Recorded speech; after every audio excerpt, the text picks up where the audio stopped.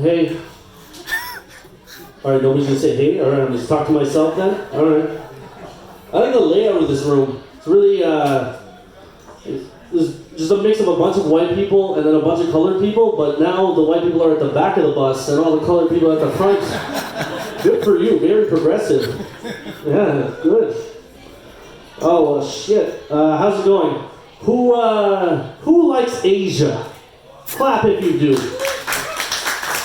Yeah. I'm looking like a couple white people not clapping because they're racist. That's racist. You gotta clap for Asia every time.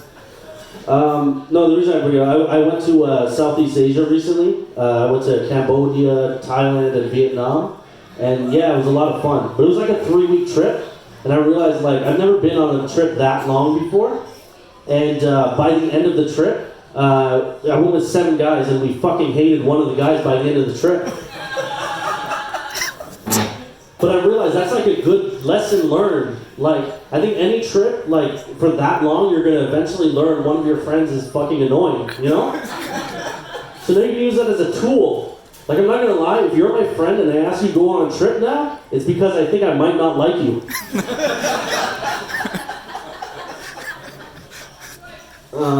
It was a good trip. It was, I think the weirdest place out of all 3, and it's not because it's weirder than the others, but just the weirdest experience is going to Vietnam, and it's because Vietnam is so much fun. Like, you get drunk in Vietnam every night, partying in the streets, everything like that. You know, you can do everything you want in Vietnam. But the thing is, Vietnam is so much fun, and also kind of sad during the day, because every morning you wake up and you forget that you were going to like a torture museum or something like that. Yeah, oh, it really fucks you up.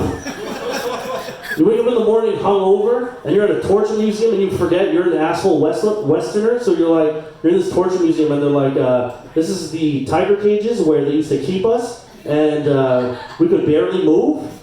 And then I'm just turning to my friend, I'm like, yo, you got an Advil? My head is fucking killing me. Oh, I'm having the worst day.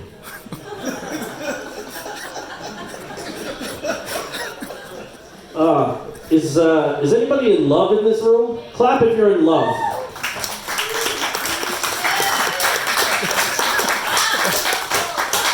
Yeah, it is a room full of love.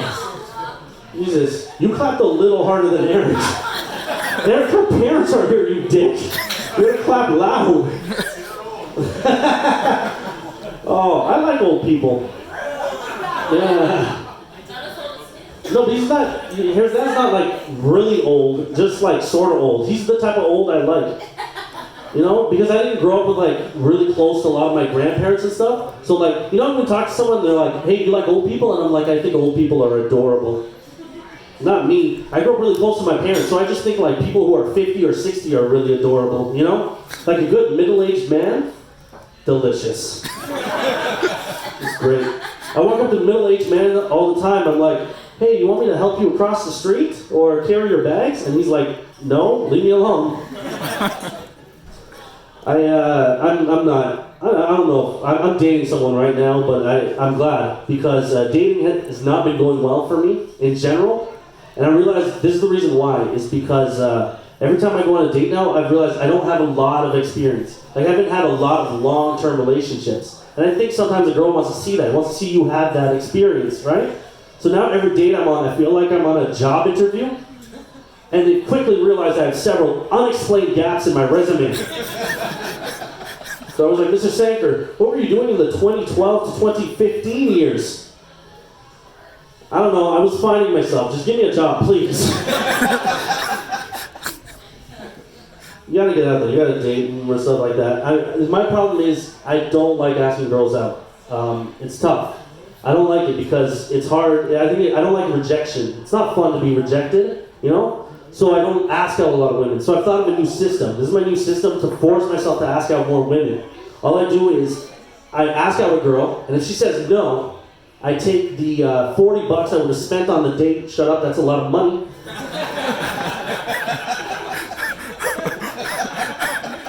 And I pocket it, right? And every no I get, I pocket. And then I just keep getting no's. And the money keeps getting higher and higher. And maybe after 3 months, if I don't kill myself, the second a girl says yes, now she gets to go on this amazing $1,000 date. And she earned it. She said yes, she deserves it. Do you think that's a good idea? Yeah. Yes. Okay, good. Well, you're wrong. I realize there's one fatal flaw in this thing is because I'm going to take this girl on this date, we're going to have a great time.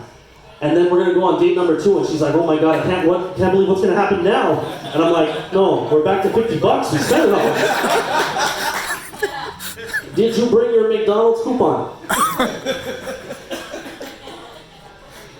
I think it's tough. I think what's important when you're dating is I think as men and women, we have to start having more understanding for each other, more sympathy. Yes, thank you, Sam. Yeah. You need sympathy for each other. And I think we need to understand each other's plights. Like, I don't know if this makes sense. I'm not going to speak for women, but I'll ask one girl. You. No, I know you. You're just an asshole. I don't want to ask you. Do you think it's hard to find a good man? Yeah, hell yeah. Thank you. I get that. I got a lot of, I think it's hard to find a good man when you're a girl. Because a lot of guys are assholes. I know, because all my friends are assholes, So I get that. And I think it kind of be explained that, that expression, looking for a needle in a haystack? I think that's what it's like for women sometimes. You gotta look for that needle in a haystack. It's really hard to find one, right? But if you want to understand, there's a parallel for men too. It's hard for us to find a girl because we have to ask you out. Like I said before, it hurts when you get rejected. So if you understand the parallel, it's kind of like we're looking for a piece of hay in like a stack of needles.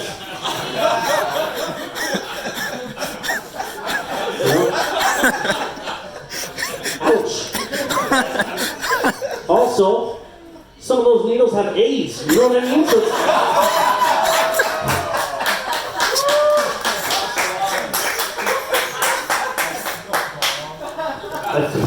I feel like you're like, this guy was nice so far. And, alright.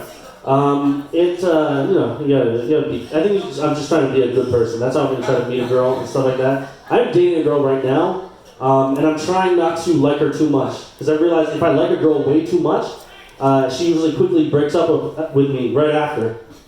I don't know what it is. She can smell the desperation on me or something like that. I don't know. But I'm trying to hold it down. I'm trying to pull back on the reins every time, right? And I figured out a way with her is I just try to like really pay attention to her flaws, That'll fix it right away, Like this girl pronounces the word chow mein incorrectly. Yeah, it's fucking annoying. I'll stare right into her eyes. I'm just thinking, oh my god, this girl is beautiful. She's great. I think I'm about to fall. And then the server like, what would you like? Oh, I'd like some chow mein. And I'm like, oh, good. She wants chow mein. She's stupid. You know the rule. You can't fall in love with someone who's stupid. That was just mean, I guess. All right. Besides that, I am trying to be a better person and be a good person and stuff like that. I'm trying to find a good charity to give to. Does anybody give to charity in this room? Never. Strongest white answer I've ever heard in my life. I'm not giving to those brownies. No, I'm putting that on. No, never. Okay, yeah, that's all right. I like your honesty. I want to give to charity, but it's hard because I told my friend I was going to give to charity, and he's like, "Sanker, you don't understand. You can't just give to any charity because a lot of these charities, like you give them money, and a lot of it just goes to admin fees and shit like that. So it doesn't actually help poor people." Yeah, exactly. That's probably why you don't do it. I get it. So I figured out the only way that I know my money is going right into the hands of a poor person is by giving my money to bums I see around. Yeah, you just see a bum, I go, "Hey, bum. Have some money. You change your life with $1.25. But I like doing it. It feels good sometimes, but it doesn't matter. That's not why I do it. I just want to help. One time, you're not sure if you actually, like, the money you gave actually helped someone. I finally got, like, a real, like, I got to see my money in action and help someone. I was by George Brown College or whatever, and I was going into a liquor store, and this bum stopped me right before I went and said, "Listen, man, I'm trying to buy this bottle of wine because I got this date, but I have $1 short. And I was kind of like, bums go on dates? But okay, all right. I was like, no, it's cool, man. I didn't ask for $9. I just bought him the bottle of wine for $10, and I gave it to him. And then we're talking after, and I'm like, hey, man, here's a bottle of wine. He's like, thank you, man, so much. The problem is, I took a Viagra, and my dick won't not get hard, so I really need this bottle of wine to go on a date with this girl. And I'm like, I kind of wish you just took this bottle of wine and walked away, but all right. Thanks for the story. But this is where I saw me actually help him. I bought him this bottle of wine. Later, I'm in this park doing a project with my friends. And they're looking this way, and I'm looking this way, and I see the bum walk with a woman, and he walks against this church. There's a church in this park. And then he proceeds to fuck her against the church for 7 minutes. Yeah. A little weird for me, but alright. But this is the part where I realized, I'm like, I helped this man. Because how do you know? You're like, look, maybe he's just charming on the date. How do you know your bottle of wine led to the sex? And it's because on his way out of the park, he saw me, and he pointed at me and went, ah! I'm like, you're welcome. And people are like, why is that bum yelling at you? I'm like, never mind. I'll tell one more. I do like helping homeless people and bums and stuff like that. I don't like when somebody gives you a dumb reason for not giving to the poor, you know? Like, I go out a lot drinking on a weekend like this, you know?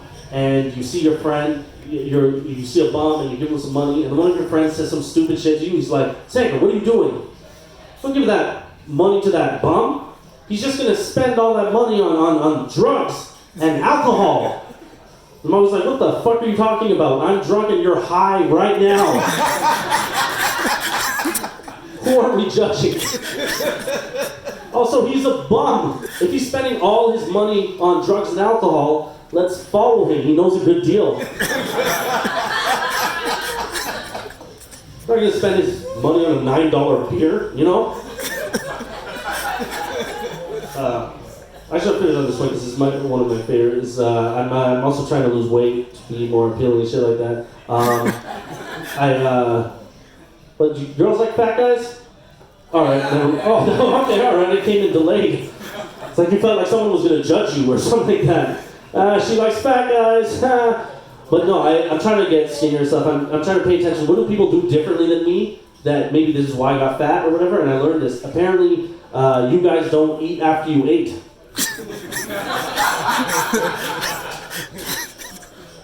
Never heard of that before. I see people all the time. I'm like, yo, Jerry, want to get some food? He's like, nah, Sanker, I just ate. I'm like, yeah, so did I. What are you talking about? Did you enjoy the food the first time around? That doesn't work with any other addiction. You don't see two crackheads. Yo, Jerry, want to go do some crack? Nah, I just did my crack. I'm good. Guys, thank you so much and enjoy your headliner. You have a good night.